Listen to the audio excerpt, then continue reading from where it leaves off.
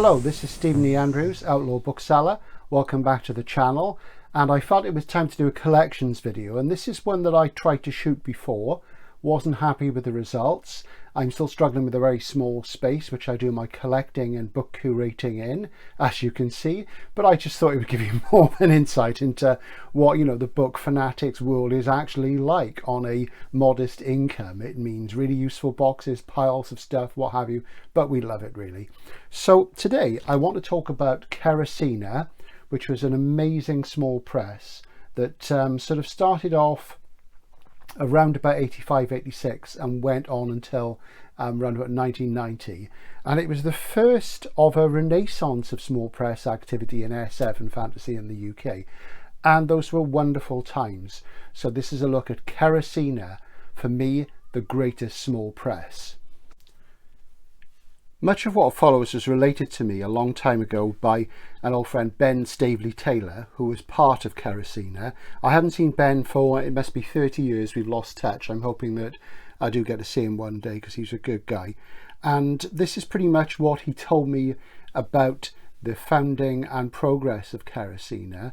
I was a participant as a bookseller and as a fan and a customer.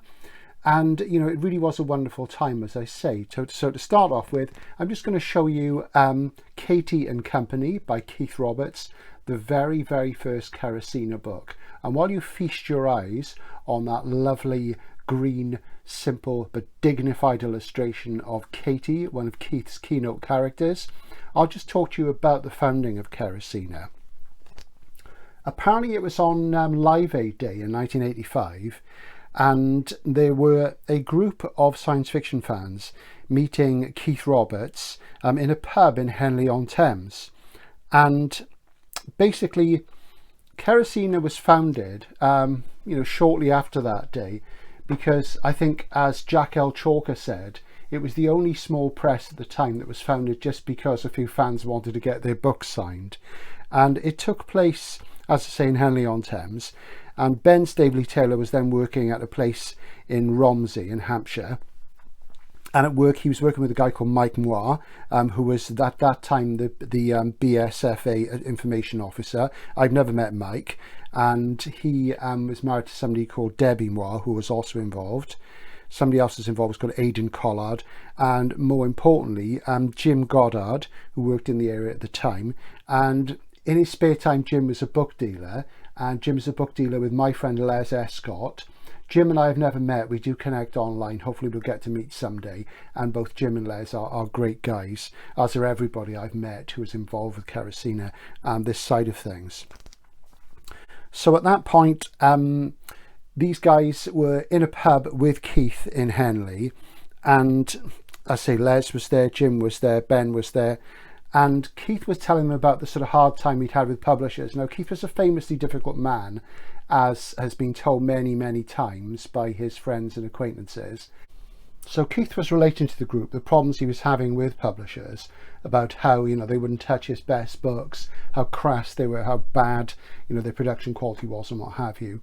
And just to illustrate this book, Molly Zero, which came out from Gollancz around about 1980, didn't get published in paperback by Penguin until 1985. So that illustrates the sort of difficulty that Keith was starting to have. And also his other slightly later short story collection, the Lordly Ones, which I'll show you now, has never ever had a mass market publication anywhere as far as I'm aware, and certainly not in the UK, and that came out about 86. So it shows you the sort of difficulties that Keith was having. I think it affected other writers as well. Richard Cowper is the correct pronunciation, I know, but I say Richard Cowper so we know who we're talking about. And also I think John Sladek had some similar issues as well. So that just goes to show a writer of this calibre, but he couldn't get his work out even into paperback once Gollancz had taken it on, a shocking situation. Even now, some of Keith's books have never had mass market editions. Cosmos Wildside got hold of the rights a long time ago and they print on demand hardcovers, laminated boards and trade paperbacks. Great firm, but sadly they're not very attractive books. But that's the problem with print on demand. So going back to that day, Keith, had these gripes about publishers and what have you. And somebody in the group started to speculate, you know, how much would it actually cost to print a book, to publish a book, what have you. And really, they just wanted to have their own sort of copies of these unpublished books that Keith had, you know, manuscripts sitting there in his desk and what have you. So they talked to Keith, and he had lots of faith in them. He felt that they were more sort of credible than a lot of the publishers were rejecting him at that time. And he talked to his agent. The agent agreed that Keith wouldn't have an advance because they wouldn't be able to afford an advance. He would just earn royalties on copies sold. And everybody read the manuscript of Katie and Company, which is a story collection. It's very hard to describe. Katie is sort of an archetypal figure, and she pops up in all sorts of different circumstances. She's a little like Jerry Cornelius, not as psychedelic. Obviously, she's female, so there's a different angle on things. Keith was well known for his sympathetic portrayals of female characters. And in a way, she is a bit like Anita, his previous female character, the witch. There's lots of short stories about Anita. But Katie isn't a witch. She's this sort of figure that just pops up in different places in space and time, and she's really hard to describe. You've got to read them for yourself, but they're really quite something about them. They're not conventional in any way, and that's probably why Keith couldn't land it, but they are beautifully written, as all of Keith's stuff is. So the guys looked into that, and they really enjoyed reading the manuscript, and they decided to sort of marshal their forces and try and get some money together to publish Katie and Company. Now, Keith, of course, being a talented graphic artist, designed the logo, did the covers for lots of the books, he did the covers for his own books, and of course he was really sort of gifted as a draftsman, printer, what have you. And, you know, that had been part of his frustration because he was good at that as well as the writing. And with most mass market mainstream publishing, writers don't get involved with the sort of cover designs, and he had real issues with that, which is understandable because the man was a perfectionist and an artist. So there you go. So the guys got their money together, and reportedly Mike and Debbie Moore put £200 in. I'm not sure if there's £200 in each. Aidan Collard put 200 in, Ben put 200 in, Jim Goddard put 500 in, a couple of Jim's bosses at the time put 200 in, a guy called Brian put £100 in, a Caroline put £100 in, and Les Escott, my friend from Morrigan Press, which succeeded Kerosina later on, put £100 as well. So they had £1,600 in shares. One of the guys put another £500 as a loan, and each of them put another £65 in per £100 shares, and that gave them a starting capital of about £3,000. This inscription on the frontry end paper of my copy in Katie and Company is by Les Escott, and he wrote for me, my first publishing venture. I enjoyed it so much I set up my own company, Les Morrigan, formerly Kerosina, Escott. So there's a little personalisation there, a little bit of history. So there's Keith's own frontispiece illustration there, his story, The Clock Tower Girl, which is one of the Katie and Company stories. You can see that's absolutely beautiful. So the guys went ahead, they got their money together, and, you know, it wasn't all plain sailing. They chose the name Kerosina. It was Keith's recommendation because Kerosina is a character in his book Pavan, which is his most famous book. If you don't know Pavan, it looks like this.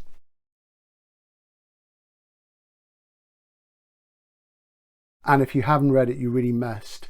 I should show you my editions, but they're sort of dotted around everywhere. I've got about 4. And as I say, getting stuff together to make these sort of videos, it's really hard work. Not that I mind hard work, but as I said, it's only 2 days since I've had my teeth out, so bear with me, please. So there you go. It shows you how beautiful it was. So as I say, it wasn't all plain sailing for the guys, you know, and they sort of took on their titles, and everybody was a director, which they liked, because they went incorporated. Ben says that was a bit of a mistake because it meant lots of legal things like filing accounts with Company's House and, you know, paying solicitors and accountants, but it did sort of give them respectability, and it helped them get sort of credit for things where they probably wouldn't have otherwise done so. So they were very, very lucky because Keith, obviously, as I say, he sort of whaled in as well and added his considerable sort of talent as an artist and designer because, of course, you know, and he did all that free of charge. You know, there was no way that the guys could have done that. They said that, you know, they were fine with proofreading and what have you. And, you know, so it was just, everything was on then to just get the book into production. At that point, there was almost a disaster. The guys had found a firm to print up the book, and they'd sent in a manuscript with a cheque for £1,000 to get the work done. And then somebody who worked for the company rang Mike up and said, cancel the cheque because something's going on. This is allegedly what happened. And Mike did so, and the next day the company who were due to print Katie and Company went bankrupt, and of course the guys would have lost their money, and that would have been the end of Kerosina, with almost a third of their money gone before they'd even started. So they went ahead, found another typesetter, another printer, and they got ready to launch the book at the 1986 EasterCon, which was called Albacon, which happened in Glasgow. However, a persistent problem began then.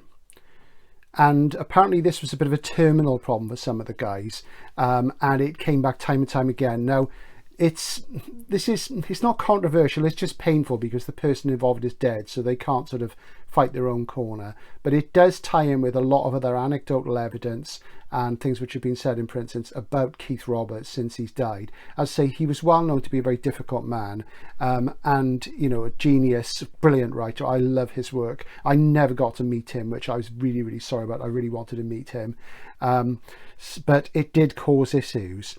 So the guys had put together an A4 flyer to go into a BSFA mailing, which was advertised the book, and Ben put it with a printer in Southampton. Mike then told Ben that when Keith Roberts saw the flyer, he hit the roof, and, you know, he straight away said, I don't want Ben involved anymore. I'm going to rescind all the contract because the printing on the flyer is not up to professional standard that he required. This is just a flyer, mind you, nothing to do with the book itself.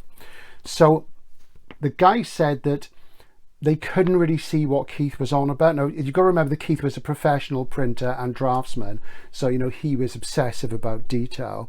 And when Ben told me this, he'd been working in digital publishing for about 5 or 6 years. He worked for Future Publishing magazine company, who were based in Bath, who was still there.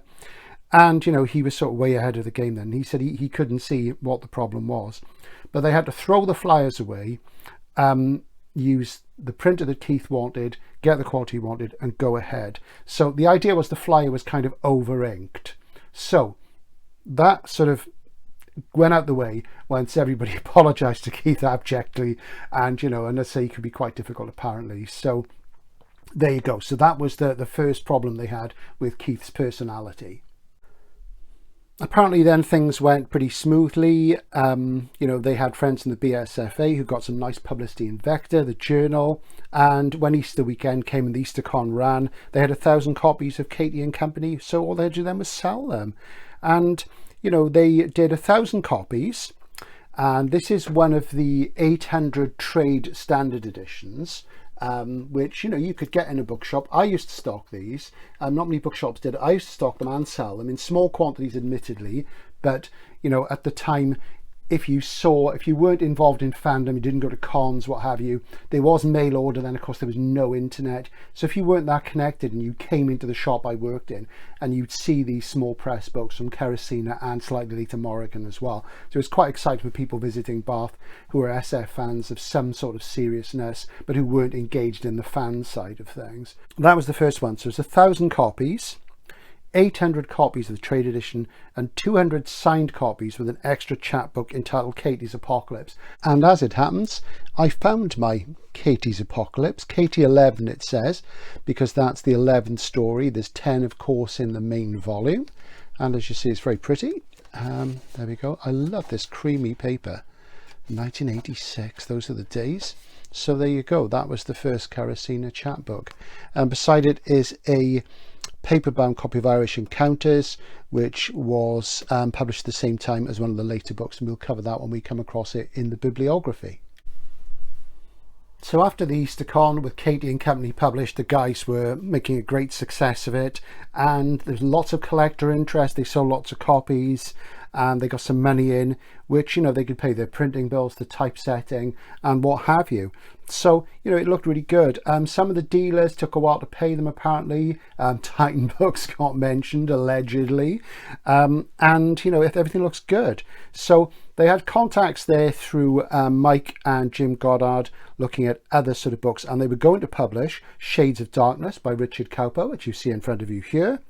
They were going to do The Road to Paradise by Keith Roberts, a short story collection by Brian Aldiss, and a mainstream novel by John Brunner about the heyday of the CND and the Aldermaston marches, called The Days of March. So those books all eventually appeared except for the Brian Aldiss one, which we'll talk about that a bit later on. So this was the second one, Shades of Darkness, and this was a great success, and it really sort of took the guys by surprise, because it had been turned down by a number of publishers. Like Gollancz, I think, turned it down because they were publishing Cowper up until that point.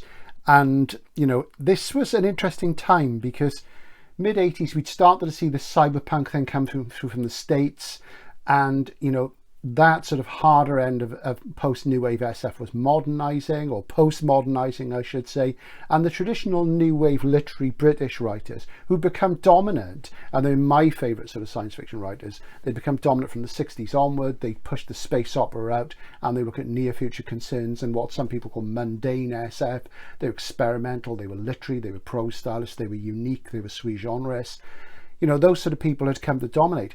But some of them, their work was starting to sort of struggle with being placed. Cowper was one, D.G. Compton was another, Keith we've already talked about. That was probably more to do with Keith's sort of difficult personality in dealing with publishers, the issues of artwork and what have you.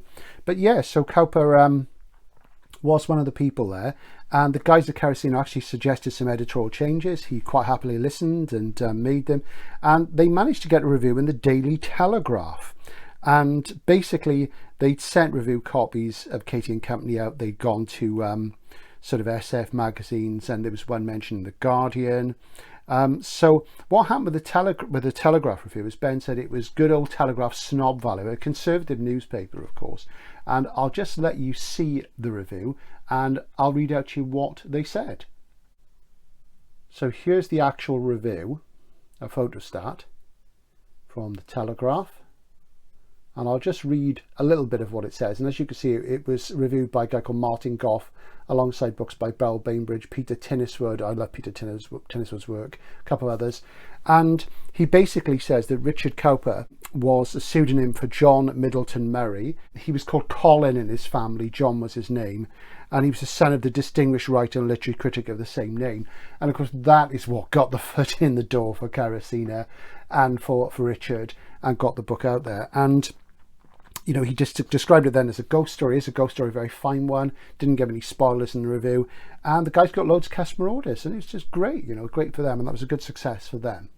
This is one of the limited edition copies. And you see there were 250 of them. And this is number 58, signed by Richard Cowper. And that meant that there were 700 trade editions without that, and obviously those are the ones which mostly sold to the Telegraph readers. So because of course the limited has this extra page and is a bit more expensive. So just show you a little bit more of the detail on that. They also had a chapbook with the limited, which is The Magic Spectacles and Other Tales, and there it is. That's that there. And this became kind of a standard thing, you know. I think Kerosene were the first to do this. Maybe other people did, but I can't recall any others doing it before. And there's an illustration there, and of course Keith was on board for illustrations here throughout Kerosene's early career, and what a lovely job he did. And again, this has never had a mass market edition as far as I'm aware. The iconic Kerosene logo on the back. And looking at the chapbook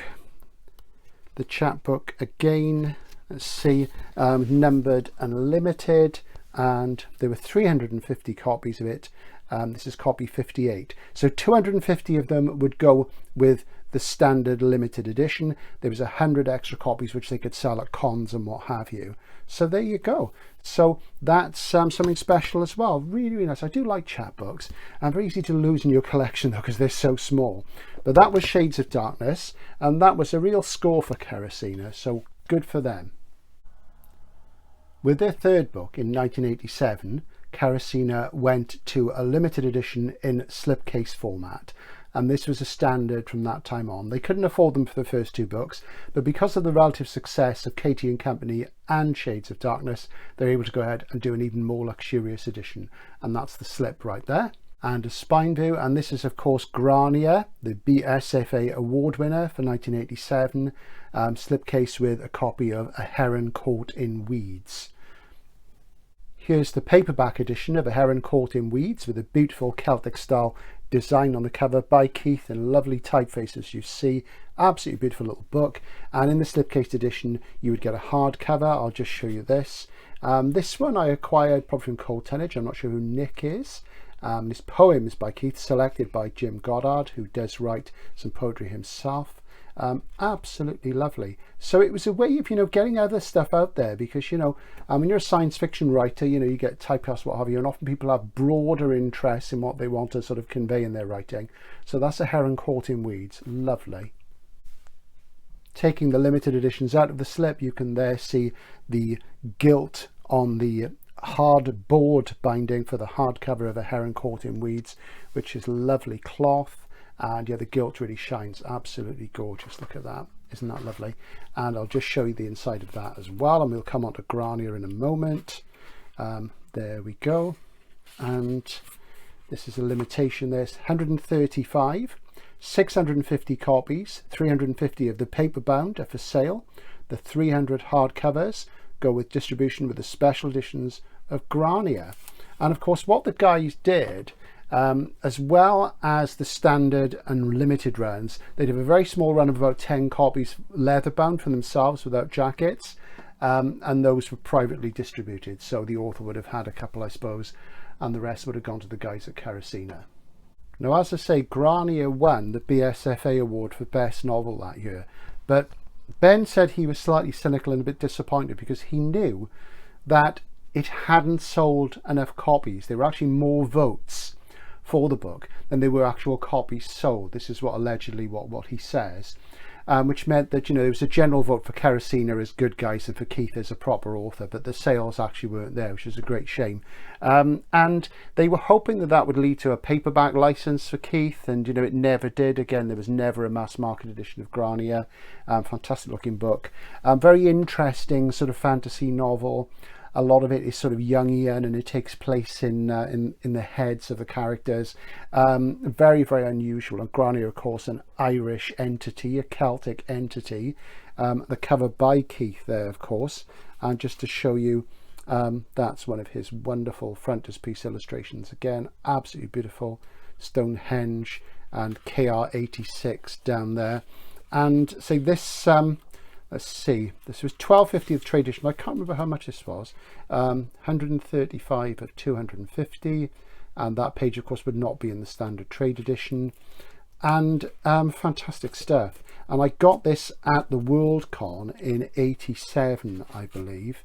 Full cloth, gilt again, matching Heron Caught in Weeds. There you go. Absolutely beautiful. This is how you do small press books as far as I'm concerned. You look at something like Subterranean, and yeah, they're really nice, and what have you, but they're mostly reprinting stuff which people have missed, which the Johnny-come-latelys have jumped on board. There's nothing wrong with that. It's good to be behind the curve sometimes, let some critical distance build, but this is the real sort of thing that we don't have enough of these days in small press publishing. The next book that Kerosina was supposed to do was the Brian Aldiss short story collection, and this never came about.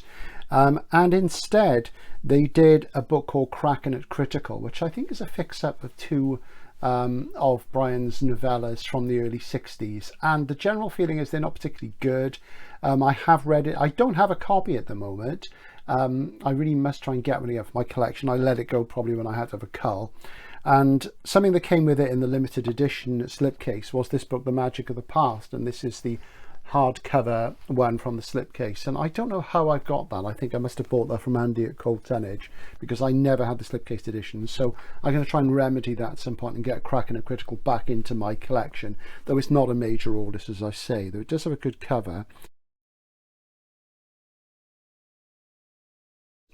Basically, I think Ben's feeling was that it wasn't a great book and it didn't sell that well. So, you know, it wasn't sort of a success. And they thought because it was Aldiss, it would sell like hotcakes. They increased the print run. I'm not sure what the print run was. I used to have bibliography, but I don't have that to hand. And it was their first full colour cover. And they did have a lot of stock in their hands. And it's still a very easy book to get second hand. So that was a bit of a fail for them. I'll just take a look inside Magic of the Past, because that will probably tell me what the limitation was at least. So bear with us and we'll just check and say signed by Brian there. Great guy he was, and great writer. And interestingly, this is obviously a presentation copy because there's no numbering. So there you go, very interesting. So as they said, they increased the print. I think it was 1,500 copies. I may be wrong on that. I'm sure Jim Goddard will let me know. Next for Kerosina came this edition, the world first hardcover of Aldiss. The jacket here is from a trade edition. Beneath that is the actual one of the limiteds, and this is one of the super limiteds. There are 24, 25 of this. I have shown this in another video on PKD. Nip the jacket off there, and as you see, it's got full cloth, quarter bound, that's leather down there. And I say I have shown this in another video, and basically it has one of Philip K. Dick's check stubs in there because PKD was dead by then, of course. And it's signed by Kim Stanley Robinson as introduction, and this is number 4 of 25. There were sort of 10 obviously specially bound, and again one of Keith's illustrations. At this point Keith had probably done the illustration for Kinnell's edition of Our Friends from Frolics 8 as well. And there you go, 1987 first hardcover edition, and it's got details here of the limitations. 26 copies quarter bound in leather with a tipped in signature of the author for private distribution. This is the deluxe edition, 25 specially bound copies with a tipped in signature of the author. The collector's edition, 250 cloth bound, unsigned.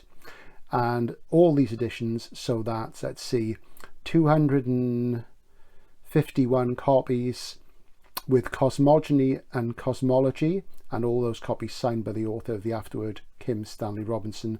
And the trade edition was 1,500, so that was quite a big edition, but quite an important book. I got this jacket from a trade edition which I used to have, so I sort of customized that a bit, and obviously it does protect it. And of course that's Keith's drawing of Phil, and the beam of pink light, of course, which we all know about if we're dick heads.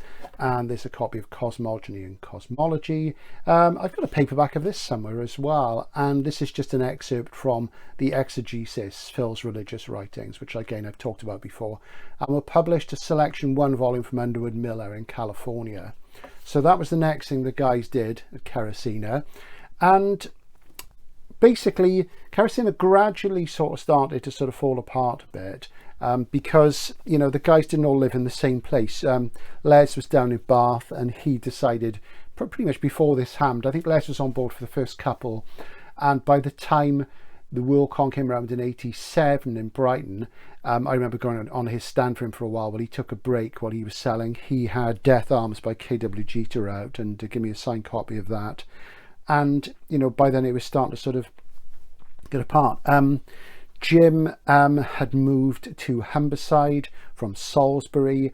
So Kerosina basically came down more to Mike and Debbie Moore, as I understand it from what Ben told me. And he looked after the invoices and bills, the stock control, author liaison, and Keith calming, as Ben put it. So, you know, Keith sort of continued to have problems. He said the guys were incompetent. He would withdraw the contract, and he'd moved from Henley to Amesbury, and they'd go and see him at the weekend and talk him around and what have you. And by a certain point, Keith stopped talking to Ben. He stopped talking to Les and to Jim, and things got, you know, quite sort of uncomfortable, as many people found with Keith.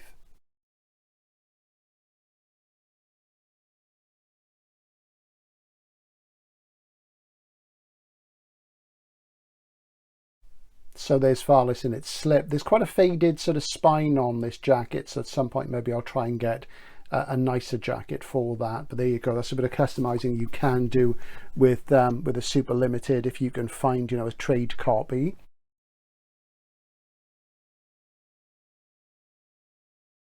So at the World Con, Jim Goddard allegedly managed to talk to Gene Wolfe. I can remember sitting behind Gene Wolfe and his wife at the panel and just thinking, man, that's Gene Wolfe. And I was a bit overawed, and I hadn't read much Wolfe then. I was too scared to talk to him. I don't know why. I talked to loads of other people, including people with massive reputations like Spinrad and Gibson and Silverberg. But Gene Wolfe was like, wow, you know.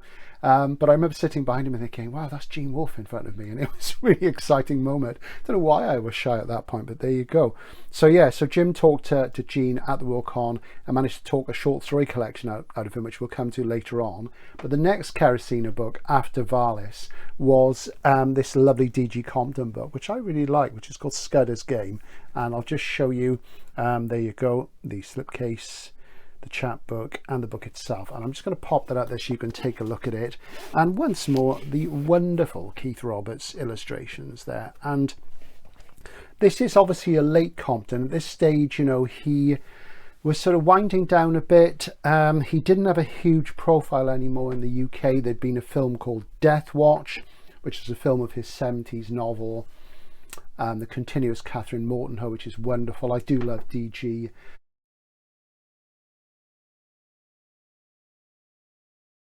This is a sort of fairly minor book that he couldn't sell on, so Kerosina took it. And I'll say a Keith illustration there. We'll just take a closer look at that. And let's see, this is the collector's edition, £35, which is a lot of money then. You know, if you think 35 quid back in the late 80s, it's quite a bit, because the trade edition was £12.95. There's the price there on the jacket. And lovely, I'm not quite sure what colour this is, but it's kind of a sea green, I suppose. And look at that, absolutely beautiful. And 1,026 copies, 1,000 for sale, 26 quarter bound in leather for private distribution, 250 cloth bound slipcase signed by the author, which is the one I've got here, of course. And there you go, more lovely Keith illustrations. And there you go. And interesting, he signed it David Compton as opposed to D.G. Compton. And of course, under the name Guy Compton, he wrote crime novels. He also wrote Gothic novels as well under another name. So there you go. So that's Scudder's Game. Absolutely beautiful. And D.G. had written some radio plays for the BBC back in the 70s. That was one of his income streams. And this is the book which came with Scudder's Game, radio plays, D.G. Compton. Look at that lovely silver gilt and that beautiful sea green cloth. Really, really nice. And, you know, this is beautiful stuff. And it's dedicated to Jim, Debbie and Mike from Kerosina, copy 222. And again, there were 650 copies, so some of them were paperbacks and were sold at cons and what have you. So it's got these plays. So, you know, obviously then things were broadcast once, maybe twice, and that would be it. They disappear into the archive. So that was an insight into his work. So again, as you see, it's about seeing what else writers can do. What else can writers do? They can do all sorts of things, you know, some of the best ones. And this marked, you know, the best science fiction writers. They weren't just SF writers. And, you know, these were great times. Small presses were really happening then. In the wake of Kerosina, we saw Les doing Morrigan. There's a Morrigan video on the channel. And I love Morrigan's books because they're so distinctive and quirky. And they really sort of represent Les's personality and his taste, which is the way to do it. And we also had people like Kinnell and Drunken Dragon. So it was a great time. There's really nothing like that going on now. There's PS, of course, there's New Con. The books aren't of the same sort of quality, though, I feel, and there's an awful lot of them. They're not in the same quality in terms of production, I don't think, and they're not in the same quality in terms of the writing, with a few exceptions. But, you know, these are different times, and, you know, it is expensive to publish books, but you've got to hand it to New Con and PS because they've been going quite a while now, both of them. So, you know, not to be too denigrating about their achievements. Kerosina did other odds as well. For example, this book here, The Natural History of the PH.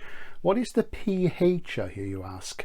The primitive heroine. And this is an exchange between Keith Roberts and Robert Holdstock.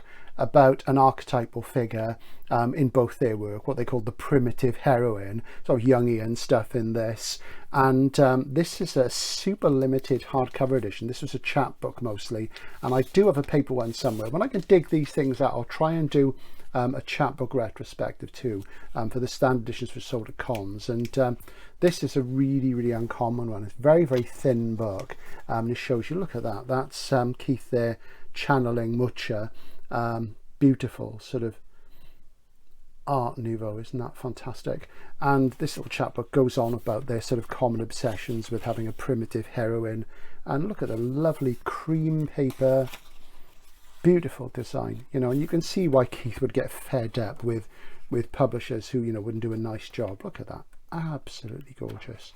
And this is copy E. This first edition has been limited to 526 numbered copies, 500 paperback copies, and this is a 26 cloth-bound copy reserved for private distribution. So I'm very lucky to get hold of that. I can't remember how much I paid for it, but it was fairly modest. So that's the natural history of the PH. I'm going to get it back in the bag here. Very small book, as you see, but the gilt embossing, just beautiful. So that's how you should do a small press, in my opinion. There's the standard edition of the Natural History of the PH. This is the one that was on sale. As I say, my hardcover one was a private distribution, so that's very uncommon indeed. So you can see what it's like in the regular bindings. Just show you that frontispiece there. There's Keith again doing the whole Art Nouveau thing, and he mentions Mythago Wood and Rob Holstock. So there you go. There's a Robert Holstock video on my channel, of course, in the folk horror season. So after D.G. Compton, the next thing for Kerosina was to look at the work of John Brunner, which they'd planned to do. And this is the hardcover slipcase limited edition of The Days of March, which is a mainstream novel. And this was published in 1988, the 30th anniversary of the founding of the CND. And that was the theme for the book and its marketing. And the guys at Kerosene thought they might get some action out of this because of that. And as a result, they had a paperback, a trade paperback, which is the same format, the same text block, just different binding. They had some of those run off as well, but they had 3,000 copies run out. So unfortunately, it sold really poorly. I remember I had a copy of it.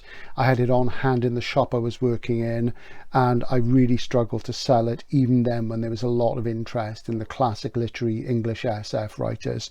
So that was a bit of a fail, really. And they realized then that although they had things sorted for the sort of high-end collectors market, for the mass market, they didn't really have anything going on. But as you see, it's very beautiful. It's a really interesting novel to read historically. It's been quite some time since I've read it, so I must go back to it. Lovely jacket there again, and absolutely fantastic. Look at that. Beautiful stuff. And Brunner, of course, had a very long career and a very big career. He wrote lots of routine space operas and some things which were not so routine, but they were very good, and a few really big important books in the late 60s, 70s, which were about future shocks, things like Stand on Zanzibar.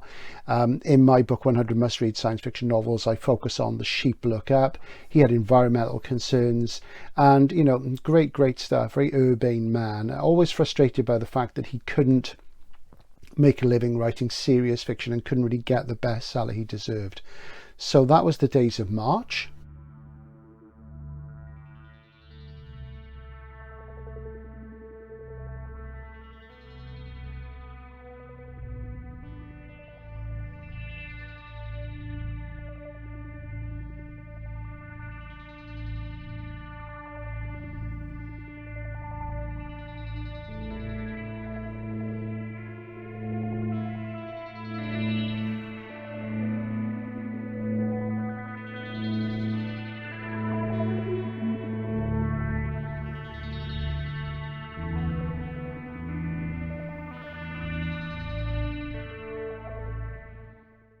Next up was Keith's final book for Kerosina, The Road to Paradise, which is a crime novel based around a murder which took place during a Civil War reenactment, a sealed knot sort of thing.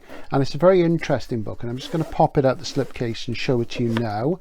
So there's the hardcover signed limited edition, and very, very beautiful lyrics as well, and obviously art by Keith there.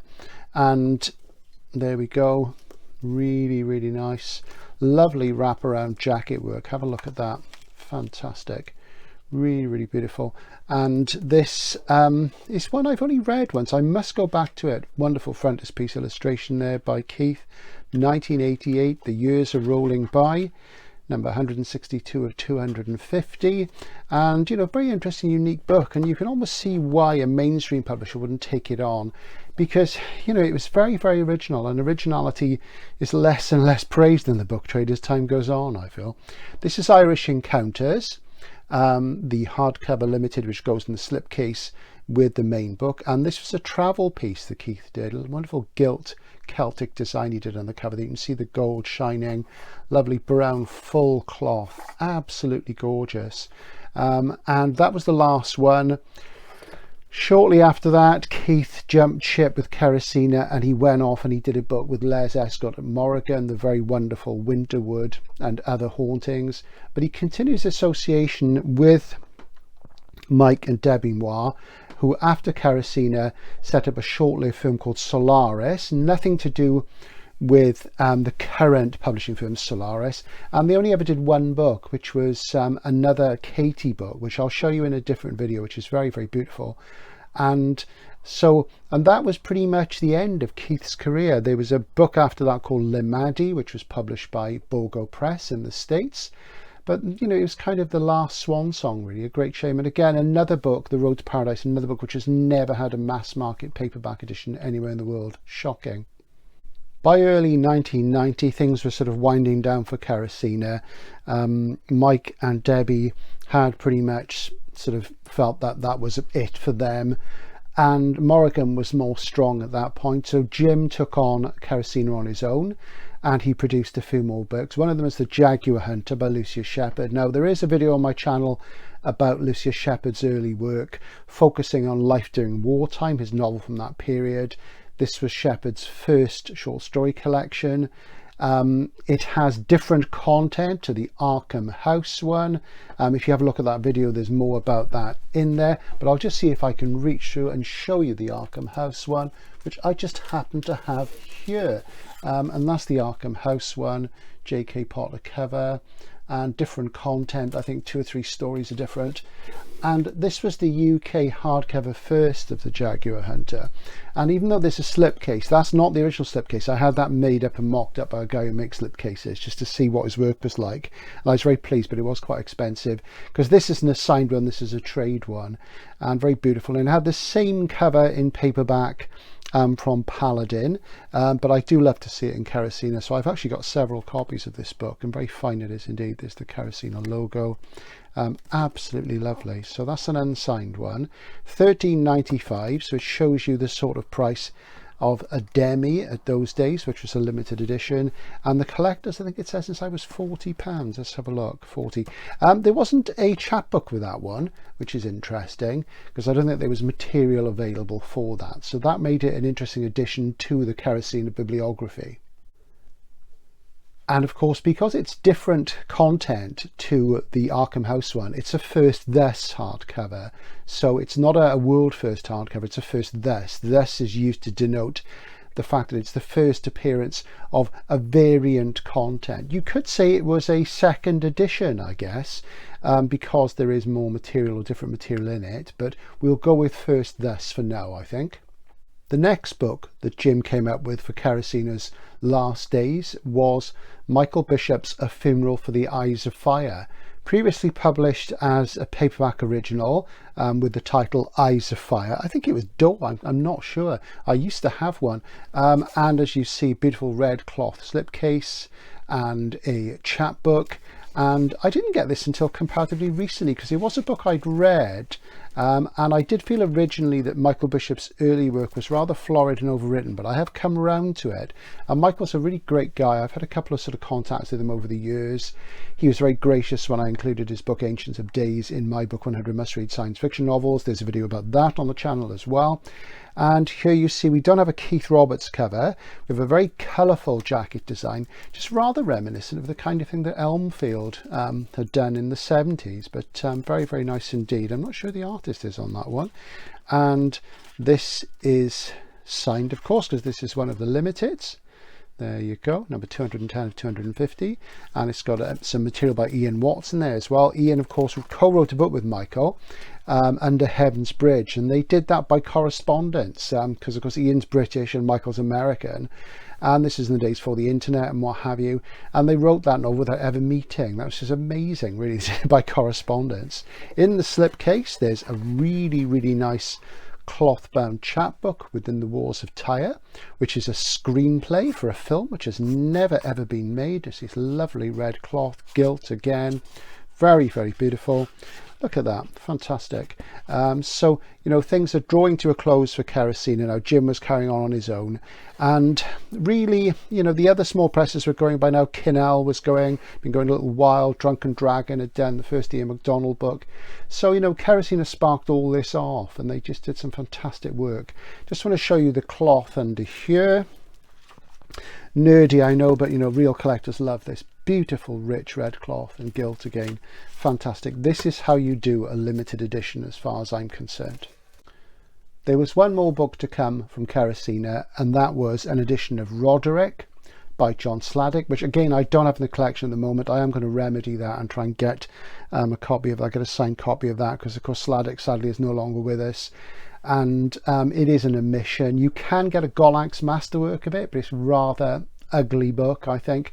I don't like the really big thick Golax masterworks. I mean, there's one of Dahlgren by Samuel Delaney, there's one of the Heliconia trilogy by Aldiss, and they're just not very nice. They're just too chunky. I prefer individual volumes.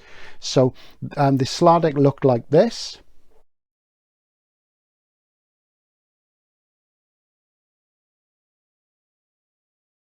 And of course, you know, Jim wanted to do a book by Norman Spinrad, allegedly. I've not talked to him about that, but that's what I hear, but that never happened.